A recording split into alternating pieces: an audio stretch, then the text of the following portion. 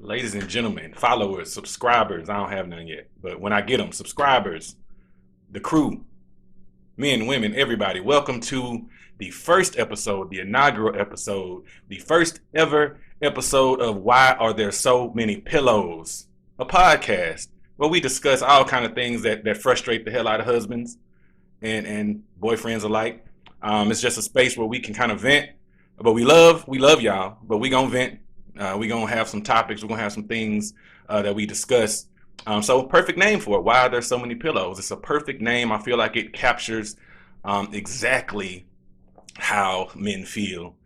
Some of the maddening things that our wives do and our women do. So yes, first episode. I appreciate y'all logging in, checking in. If you haven't yet, definitely like, definitely subscribe, definitely comment. In the future, of course, it won't just be me. There'll be people I come on, bring on guests, things like that. We're going to, at some point down the line, of course, we're going to explore different topics, different questions that we have, different things that may frustrate us that we kind of want to delve into. So I just wanted to have a space where we could come in and try to make sense to some of these questions that we have. You know what I'm saying? Like, why are there so many pillows? How we can make sense to a lot of these things that a lot of men, especially my homeboys, uh, have a lot of issues. We have a lot of funny little things, like quirks that our wives have. The idea for the podcast came from a group me I have with my boys. I think it's like 10 of us in there. In this particular group me, it's like 10 of us in there, and I think 8 of them are married. And so we were having so many of the same issues or the same little funny things that we would bring up, and we would, bring it up and chop it up about. So I was like, man, we could have a podcast where we just kind of air that stuff out, discuss it, and maybe even try to explore and maybe come to some kind of understanding. I don't know if that's even possible, but maybe come to some kind of understanding of why our women do some of the stuff they do. So we're going to keep it going. Come on this ride with me. We starting it out. Just full disclosure, I had this idea for the podcast over a year ago. Um, and I do actually want to credit my wife for pushing me to do it. She's actually kind of like in this space. She's got to be my inspiration a little bit because she has her YouTube page going. Cousin Chloe Fab. She does makeup, so her page is all about makeup and women's empowerment. She has a show. So just seeing her do all that stuff, I was like, man, I got to get in it too. I had this idea, and I'm terrible at executing things. I'll just be real with you. She could tell you that. Most of my friends could tell you that. I have great ideas, but I have terrible execution. So 2021 has to be the year of execution for me, and just kind of living in that truth that I can't keep having great ideas and not pushing them into fruition. So I do credit a lot of that to her by watching her do the things that she does. I actually want to shout her out. This hoodie I'm wearing is actually one of hers.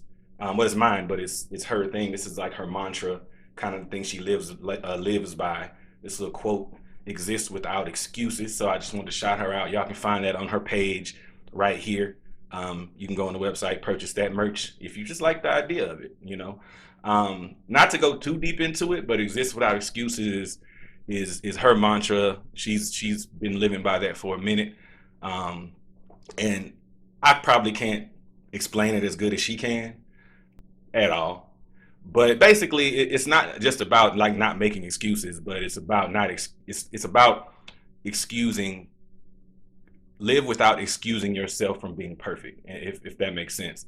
And the way she explained it to me was people would always have things to say like, "Oh, welcome to my house. Like I didn't have a chance to clean up, or I didn't have a chance to get it perfect, but this is what." It's like trying to excuse yourself from being perfect. It's like explaining to people like why they should excuse something about your existence. So it's really just about, in my opinion, it's about living your truth. So definitely, if you like that, check it out.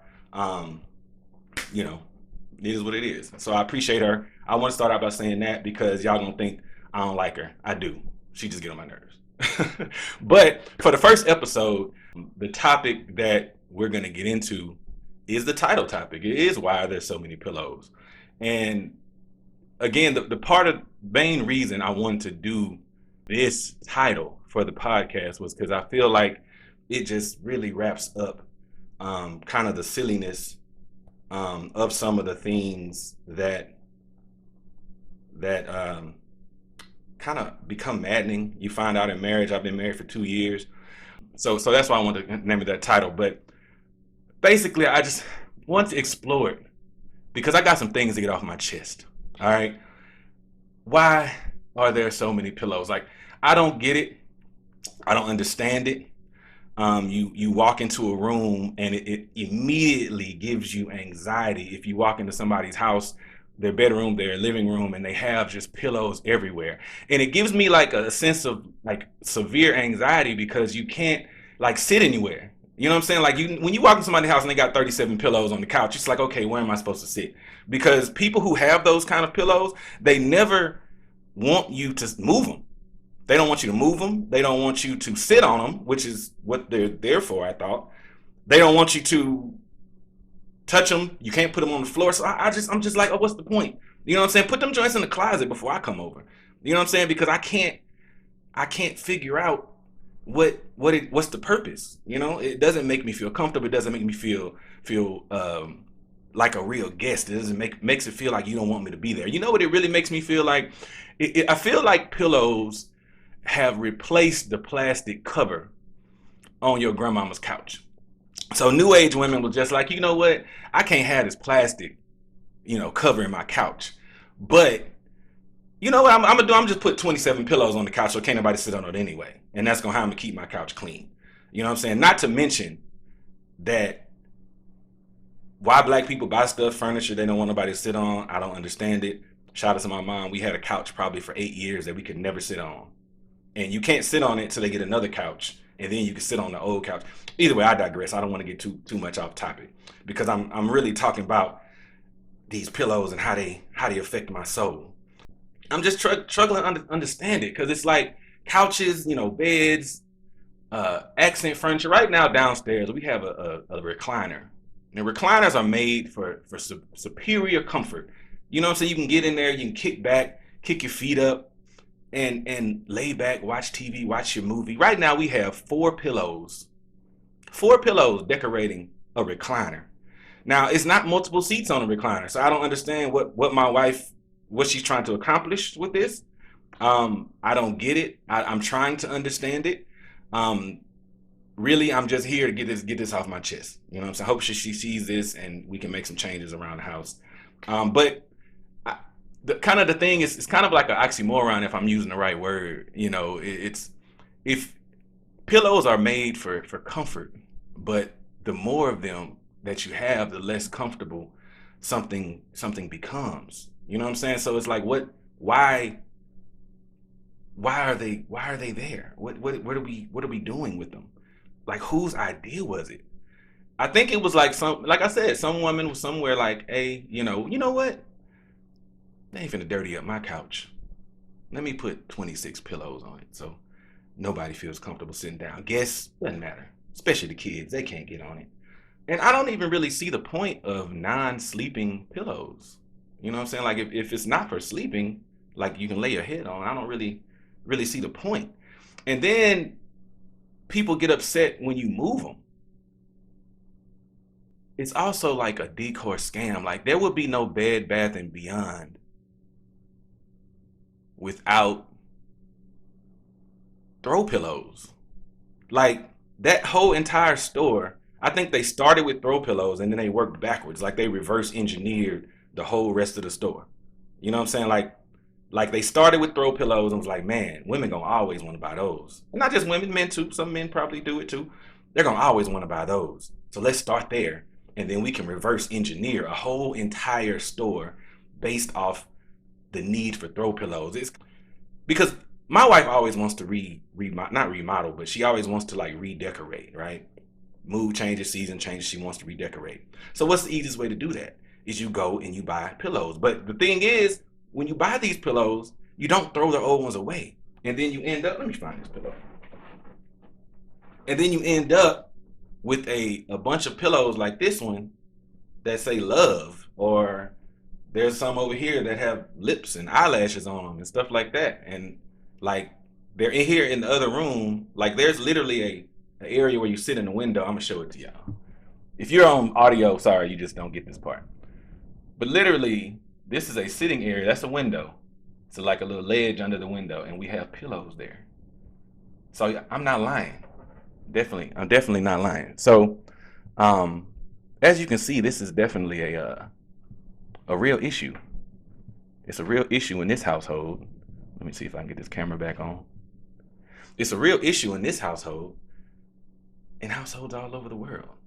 So wives, we ask you, we don't have to go down to 0 pillows, but we can go from, like in this house right now, we have 38. I went and counted.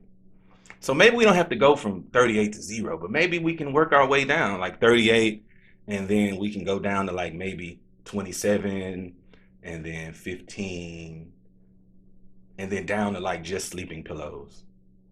Maybe couch cushions. And body pillows, I actually really do like body pillows, so we can rock with those. But outside of that, I don't think we really need any other pillows in the house. And yes, I'm doing an entire podcast today about pillows because that's how upset it makes me. And when you change these pillows, it's like when you go to the mechanic and you go because you need an oil change, and then they tell you all this other stuff is wrong. And I think Bed Bath & Beyond has made it to where you, like, we might as well, like, if we're changing the pillows, like, we might as well get new pictures and get new decorative things to go on the shelf and get a new rug. Not feeling it. Not feeling it at all. But again, this whole podcast is just not about complaining. It's not all about ranting, about the things that just make us mad, the thing that frustrates us. It's not just about that. This podcast is about reconciliation. It's about understanding. It's about bringing understanding to some of the things these folks do, these women do, our wives do. And if you feel me, press the like button. So I actually went down a Google rabbit hole to try to understand further why there's so many pillows. Because again, this podcast is not just about complaining. It's about coming together and finding solutions. All right. So I did find a couple articles about other people's frustration with pillows. Not just me. So it's not just me. So I found literally article after article about this. And there's actually a book called Really Useful, The Origin of Everyday Things, that goes back to the history, that goes back to the beginning, right? And so it determined that pillows showed up roughly about 7,000 BC. It says Mesopotamia. I don't Egypt probably. You know what I'm saying? They ought to be taking stuff out of Africa, but that's a whole different podcast, whole different day. But things were made out of stone, and they were used to prop up the head of mummies. So when they mummified you, they were used to prop up the heads of these mummies, in their eternal resting place. So then I thought about it. I was like, man, so it was the original pillow was made out of stone, and it was for dead people.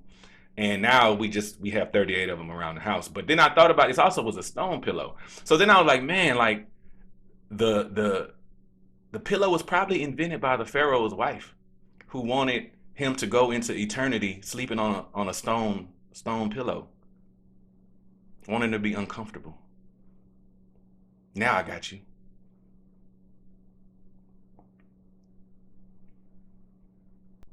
I'm not gonna edit that pause out. I'm gonna leave that in there. But these pillows were definitely made out of stone. They cradled the mummies' heads or whatever. So it was reserved for royalty and the wealthy and things like that. So over time, you go to the Victorian era, you found, like, I guess, an explosion of the decorative pillow. And the thing was they were initially called like scatter cushions, kind of like throw pillows. You just literally, you take like 10 of them and you just do this. That's not what black women do, because there's definitely an order and arrangement to pillows. Don't move them, because they like take a picture of them every time they leave the house to make sure their husbands haven't touched them. But anyway, I digress. I'm not complaining anymore. We're trying to make solutions and understanding. But they started out, as scatter cushions. They would just throw them on the bed or on the couch or on their fainting couches or whatever you call those things. So basically, this was the time when, like, colonizers were going out into the other parts of the world. So again, we can blame colonizers for a lot of stuff, but either way. So colonizers were going out into the other parts of the world, and they were finding different textiles and fabrics and things like that. Not just seasonings, they not just spices. Columbus and them was going out and they were looking for other, things to fabrics and gold woven things and stuff like that they got from places like Africa. And so because only the wealthy people could do this, could go out and find, go out and explore the world and find things to steal and bring back, they were a sign of opulence. So the more pillows you had in this Victorian era, during that time, colonizers and all that, the more pillows you had, it signified more wealth, right? So down the line, I think this idea has always kind of been just readily available. It's like, man, the more stuff I have, the more money I make. And I want to show people that I'm doing good. I'm living well. I'm living well, baby. So let's get 38 pillows in the house. 38. And people will think it's not just how nice our house is. It's not just, oh, it's this many square feet. Oh, look, my 2-car garage, backyard, deck back there. That's my space. But nah, we got to have all these pillows so people know we getting it. So basically, pillows was like stunting for the gram before the gram was a thing. Like, you came to somebody's house, like, look, I know you got a castle in all, but check this out. Check this out. 38 pillows on a fainting couch. Boom. Top it. Stunting for the gram. No cap. I don't really know what no cap means, so we just gonna roll with it. But again, throw pillows was a status symbol. The more you had, the wealthier you were. And so I think we it's translating to the day, not necessarily wealth, but just, that, hey, we good over here. We good over here. So nowadays, throw pillows are not expensive, but I think you still have that same kind of mentality.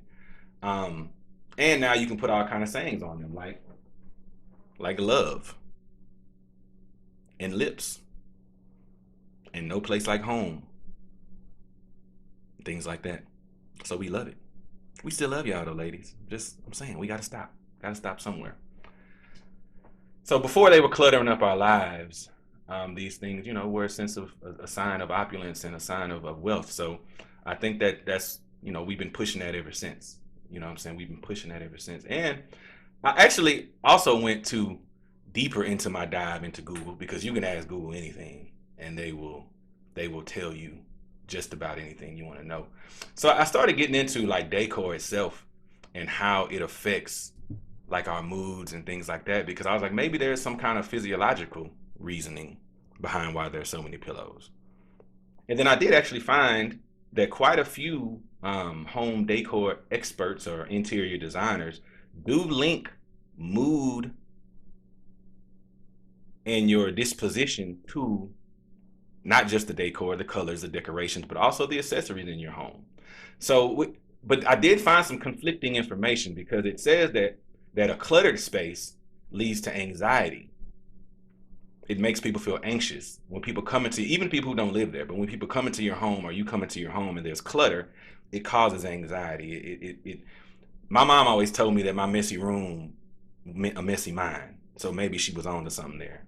But so there was conflicting things, because they said that things inside the home would have having decor elements and bright colors and things like that could improve your mood. But it also said that clutter increased anxiety. So what are these pillows other than clutter? So maybe that's not the answer either. But if you have the right colors and the right techniques and the right things in your home, maybe having a pillow that says no place like home makes you actually believe that there's no place like home. But it can't be all positive, because now you have to move them all around and do all these things with them. It tends to be more of a headache. But again, we're searching for understanding. So I dive deep into all of these articles about mood and about disposition, and I really didn't find an answer. So I just go back to it, they're there because they want them to be. That's all I can come up with. They make us feel rich, and they're there because they want us to be. But personally, I think sleep pillows are the only pillows that are needed. But then I found an article that says you probably don't even need pillows unless you sleep in a certain position. So are pillows really just a conspiracy? Is it just a conspiracy from Bed Bath & Beyond? Because there's an entire industry based on this kind of stuff. And I don't know if it would even be a thing, without our need to like clutter up our lives with things that I guess make us feel like we got a lot of stuff. I don't know. I'm still trying to figure it out. But again, back to the article, it did say that unless you sleep on your side, you don't actually need a pillow. It's actually probably worse for your neck. And I am a side sleeper, so I do need a pillow. I'm that old school kid that takes one pillow, folds it in half, puts it under your head. I know I'm not the only one. And right now, because of my hair, my wife got me a silk pillow cover, which I'm fancy when I'm drooling on my pillow now. I'm fancy. And I don't know if it's having that good of an effect on my hair. I almost just recorded audio because I couldn't get my little twist out right, twist comb thing right. But either way, I digress. So you don't even really need a pillow. So the funny thing is, my wife, who we have 38 pillows around this house, does not use a pillow when she sleeps. She sleeps straight head on mattress or sheet or cover, top sheet, whatever you call that thing, fitted sheet. But we have 38 pillows, and the one pillow that we probably actually need, she don't use. Think about that for a second. And that's what I'm saying. So I'm wrapping it up because I didn't find answers. I just found a bunch of information. But it didn't tell me why women do it. And maybe somewhere on future episodes, other issues that we bring up, maybe we'll find real answers. But because that was originally my plan. But it's not. That's not what's happening. You know what I'm saying? So we're trying. First episode. Tell me what you think. Like, subscribe. I do appreciate you guys for coming in and watching or listening to this podcast / videocast / show, whatever you want to call it. At some point, I'm gonna come up with a better set because right now I'm just swimming in like my wife's space. Like I told you, she was a YouTube creator. Move my little sheet here, and you can see her vanity back there. That's why I was trying to cover up. So definitely thank y'all for listening to Why There's So Many Pillows. First episode, I'm really proud of myself. I ain't gonna lie. I'm proud of myself for finally getting this thing done, for finally getting the first episode out there. And the next episode will be coming soon. And like I said, I'm just glad I actually accomplished something an idea that I had. So it might be a little quirky this first episode, but we'll get it together, but I appreciate you guys watching all the way to the end. I appreciate my homeboy Bella Me for also pushing me. I know I shouted out my wife earlier, but I shout out to Bella Me for pushing me as well. Everybody getting out there and making content. I got a perspective that needs to be heard. So again, I appreciate y'all listening, watching on YouTube, the Why There's So Many Pillow podcast. You can follow me on Instagram at The Frustrated Husband, no spaces, no underscores. The Frustrated Husband on Instagram. If you like the show, if you got an idea, if you got a topic or you're a frustrated husband and you have something you want to talk about, you want to discuss, shoot me the topic and we can delve into it. An issue you want me to try to, find an answer for. Who knows, One of these episodes is going to be about loading the dishwasher too. But I digress because I don't understand. You have a whole degree. But whatever. I appreciate y'all watching. Appreciate y'all thinking. Appreciate y'all, follow me, like, subscribe, YouTube channel. Also my wife's page too. And don't forget, if you like the shirt, it's not mine, but I mean, we a unit. Exist without excuses. All right. Thank y'all for watching.